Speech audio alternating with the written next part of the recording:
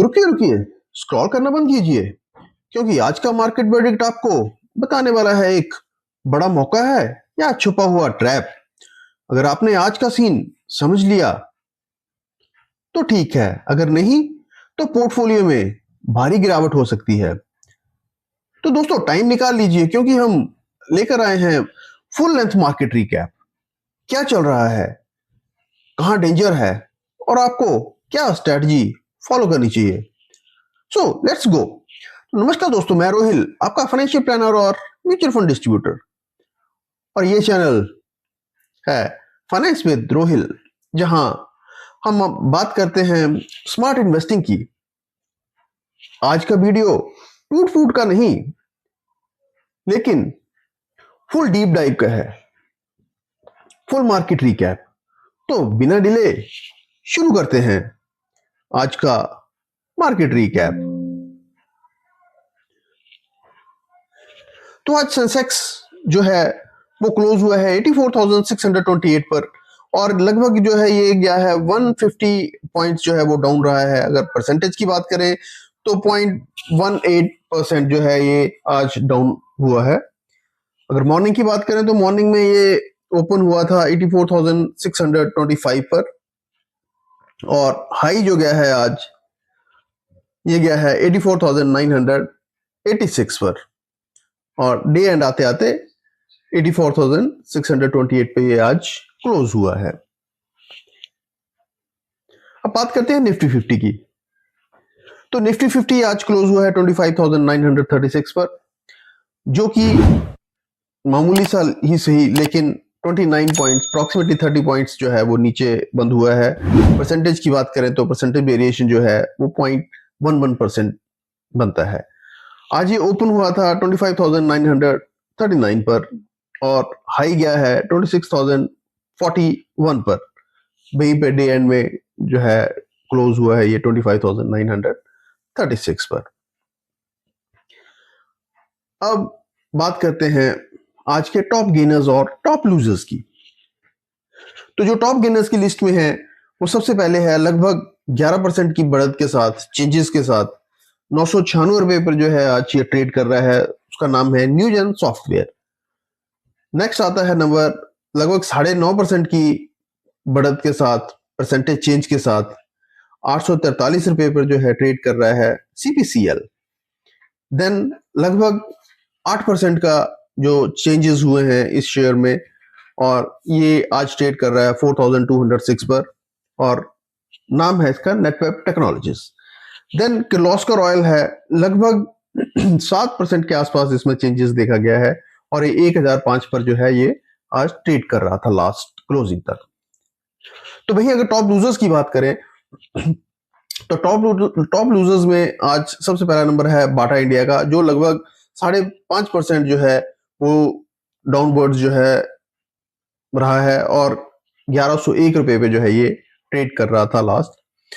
उसके बाद नंबर आता है वोडाफोन आइडिया का, जो कि लगभग 5.32% नीचे ट्रेंड कर रहा था, और 9 रुपए 40 पैसे पर जो है आज ये ट्रेड कर रहा था। देन 5% की जो है वो डाउनफॉल के साथ लगभग 214 रुपए पर रिलायंस इंफ्रा जो है आज ट्रेड कर रहा था। वहीं सुप्रीम इंडस्ट्री जो है लगभग 4.5% की चेंजेस के साथ डाउन रहा है, और ये लगभग 3814 रुपीस पे जो है ये ट्रेड कर रहा है।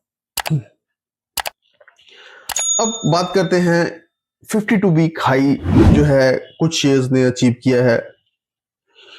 तो वो कौन कौन से शेयर्स हैं? तो सबसे पहला नंबर आता है जेके टायर्स का, जो कि लगभग 3.5% के आसपास इसमें चेंजेस हुए हैं, और 426 रुपए पे जो है ये आज ट्रेड कर रहा था, और 426 पर जो है ये इसने आज अपना 52 वीक हाई अचीव किया है।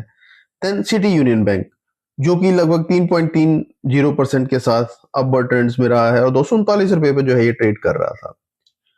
उसके बाद बारी आती है इंडियन बैंक, जो कि लगभग 3.25% के आसपास इसमें चेंजेस देखा गया है, और इसने अपना 852 रुपीज के साथ जो है इसने अपना 52 वीक हाई जो है वो अचीव किया है। देन मोतीलाल ओसवाल, ये लगभग 3% के आसपास जो है इसमें भी चेंजेस देखा गया है और ये 1091 रुपए पर जो है ट्रेड कर रहा था और इसने भी अपना आज 52 वीक हाई अचीव किया। अभी बात करते हैं स्नैपशॉट ओवरव्यू की। तो सबसे पहले एक क्विक स्नैपशॉट जो है मार्केट का लेते हैं, ओवरव्यू लेते हैं। तो आज का मूड है थोड़ा मिक्स देखने को मिला है। निफ्टी 50 ने 25,936 के लेवल को टच किया और बीएसई सेंसेक्स ने अप्रोक्सीमेटली 84,626.28 के अराउंड जो है इसने क्लोज किया है। मेटल सेक्टर 1.2% जो है वो थोड़ा सा गेन दिखाया है, जिससे पता चल रहा है कि कमोडिटी थीम थोड़ा सा वापस आने की कोशिश कर रहा है। लेकिन एक स्ट्रॉन्ग अलर्ट भी है, रिसेंट रैली के बाद प्रॉफिट बुकिंग और एफपीआईज का थोड़ा एग्जिट भी दिख रहा है। मतलब मार्केट ऊपर तो जाना चाहती है और जा भी रही है, पर हर तरफ रश नहीं है। थोड़ी सोच समझकर ही आप एंट्री लेना, यही आपके लिए उचित होगा। उसके बाद बात करते हैं ड्राइवर्स ऑफ द मार्केट। तो उसमें नंबर 1 आता है ग्लोबल क्यूज। फेडरल रिजर्व का रेट कट होप्स अभी बनी हुई है और यूएस चाइना ट्रेड डील की ऑप्टिमिज्म ने जो है वो थोड़ा सा मार्केट मूड को अपलिफ्ट जरूर किया है। नेक्स्ट आता है डोमेस्टिक फैक्टर्स। तो इन्वेस्टर्स देख रहे हैं कि एसआईपी बढ़ रहे हैं, डीआईआई लगभग स्टेबल से हैं। फॉर एग्जांपल एसआईपी कंट्रीब्यूशन जो है वो 2.46 ट्रिलियन तक जो है वो पहुंच चुके हैं इस जो है लगभग 9 मंथ्स के पीरियड में। नेक्स्ट आता है एफआईआई और डीआईआई एक्टिविटीज। तो अक्टूबर में एफआईआई ने लगभग 3,000 करोड़ से ज्यादा इंडिया में इन्वेस्ट करना शुरू किया है। सेक्टरल शिफ्ट की बात करें तो बैंकिंग, मेटल्स, ऑटो सेक्टर्स ने जो है काफी कुछ लीड लिया है।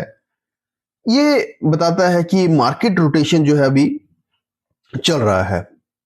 अगर ये ड्राइवर्स सही चलेंगे, रैली सस्टेबल हो सकती है। अगर किसी ड्राइवर में प्रॉब्लम आई तो रिवर्सल का रिस्क भी कहीं ना कहीं हमें लगता है। अब कुछ केस स्टडीज भी लेते हैं और सेक्टरल और कंपनी हाइलाइट्स की बात करते हैं। तो सेक्टरल हाइलाइट्स में आता है मेटल्स ने जो है वो जैसे ऑलरेडी बता चुके हैं कि लीड लिया है। बैंकिंग स्टॉक्स भी जो है वो थोड़े बहुत जो है हमें स्टॉक्स जो है वो दिख रहे हैं, लेकिन ब्रेड्थ जो है वो थोड़ी वीक अभी भी बनी हुई है। जैसे कल मार्केट अपवर्ड ट्रेंड्स था, लेकिन फिर भी ब्रेड्थ जो है वो थोड़ी वीक बनी हुई थी। मिड कैप, स्मॉल कैप अभी फुल पार्टिसिपेशन जो है बिल्कुल भी नहीं दे रहे हैं, वो उनमें जो है डाउनवर्ड ट्रेंड्स कहीं ना कहीं देखा जा रहा है। जैसे केस स्टडी की अगर बात करें तो मान लीजिए एक इन्वेस्टर ने अपना पोर्टफोलियो 70% जो है लार्ज कैप और 30% मिड कैप, स्मॉल कैप में डिवाइड किया है। अगर लार्ज कैप रैली कर रहा है और मिड कैप, स्मॉल कैप थोड़ी डिले कर रहा है, तो इन्वेस्टर्स का एक्सपोजर जो है वो बैलेंस बिल्कुल होना चाहिए। अगर mid cap, small cap exposure 50% है तो रिस्क थोड़ा सा ज्यादा कहीं ना कहीं लग सकता है। और अगर आप किसी म्यूचुअल फंड में जो है जिसका मेजर एलोकेशन टॉप फर्म्स में है, तो रैली का बेनिफिट उनको जरूर मिलेगा। यही जो है वो थोड़ा डाइवर्सिफिकेशन का जो है वो मैजिक है।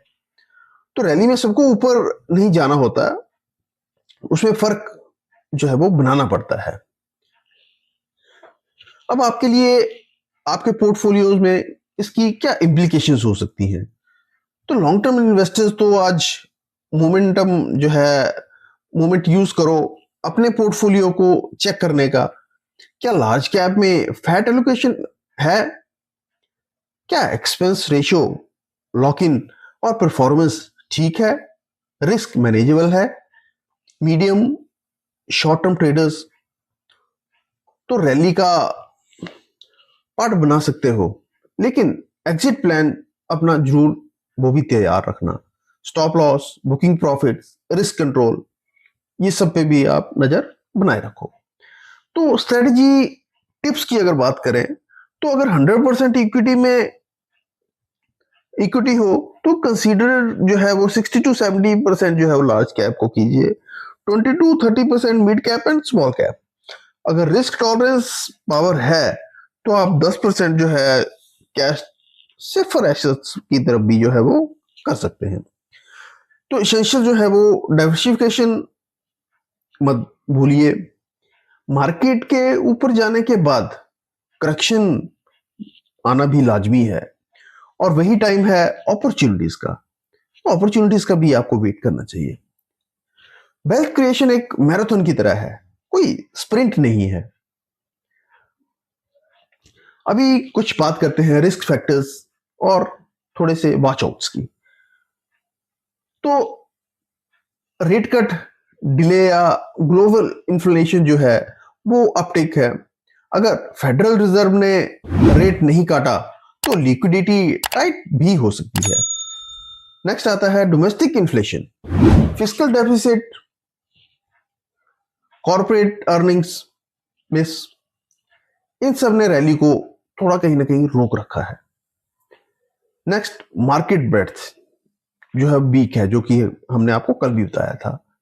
मार्केट अप होने के बावजूद भी मार्केट ब्रेड्थ कहीं ना कहीं हमें जो है वो वीक दिखी है। तो 60% स्टॉक्स अभी भी 20% प्लस जो है वो नीचे चल रहे हैं लास्ट ईयर के हाई से। नेक्स्ट आता है फोमो ट्रैप। जब सब बाय बोल रहे हैं वो टाइम सबसे डेंजरस हो सकता है। आप अपनी सोच समझ से ही जो है इसमें इन्वेस्ट करें। तो रैली का स्प्लैश एंजॉय करना है तो सुनामी का सीन भी जो है वो याद रखना पड़ेगा।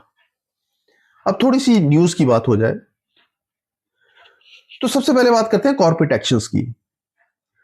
तो कोफोर्ज जो है वो सेकंड इंटरिम डिविडेंड उन्होंने भी जो है अनाउंस किया है 200% का, लगभग ₹4 पर शेयर, और डेट इन्होंने अनाउंस की है 31 अक्टूबर की।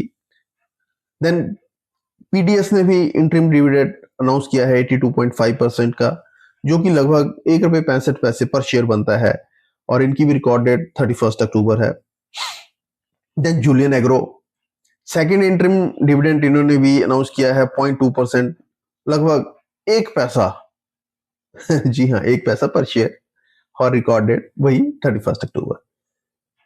लॉरस लैब्स इन्होंने भी इंटरिम डिविडेंड जो है अनाउंस किया है लगभग 40% का, जो कि बनता है लगभग 80 पैसा पर शेयर, और इनकी भी रिकॉर्ड डेट जो है वो सेम ही है 31 अक्टूबर। अब बात करते हैं कुछ और न्यूज की। तो Shri cement Q2 profit jumps 3x, जो कि पहुंच चुका है 277 करोड़ रुपीस। तो Shri cement limited reported a net profit of ₹277 crores for second quarter, nearly 3 times the ₹93 crores last year. तो लास्ट ईयर के मुकाबले जो है इन्होंने काफी अच्छा अपना शो ऑफ किया है, और काफी अच्छा प्रॉफिट जो है इन्होंने अर्न किया है। वहीं बात करें सोना BLW की, जो कि हमने आज मॉर्निंग में भी बताया था आपको कि इस शेयर्स के ऊपर जो है वो नजर बनाए रखें, क्योंकि इसकी भी Q2 की जो है वो रिपोर्ट आई थी। और Sona BLW reports 26.3 year on year net sales growth in सितंबर 2025। देन बात आती है टाटा इन्वेस्टमेंट कॉर्पोरेशन की, जिन्होंने 12.08% जो है year on year sales surge in सितंबर 2025। Tata corporation reported net sales of 148.16 crores, 12.08% increase from rupees 132.19 crores last year. अब टाटा कैपिटल की बात करें तो Tata capital Q2 earnings shows net profit gain and revenue increase. Tata Capital on October 28th reported a consolidated net profit of rupees 1097 crores for the second quarter of the financial year 2026. This marks a 2% year-on-year rise from the rupees 1076 crores net profit reported in the same period last year. अब बात करते हैं Mazagaon dock profits.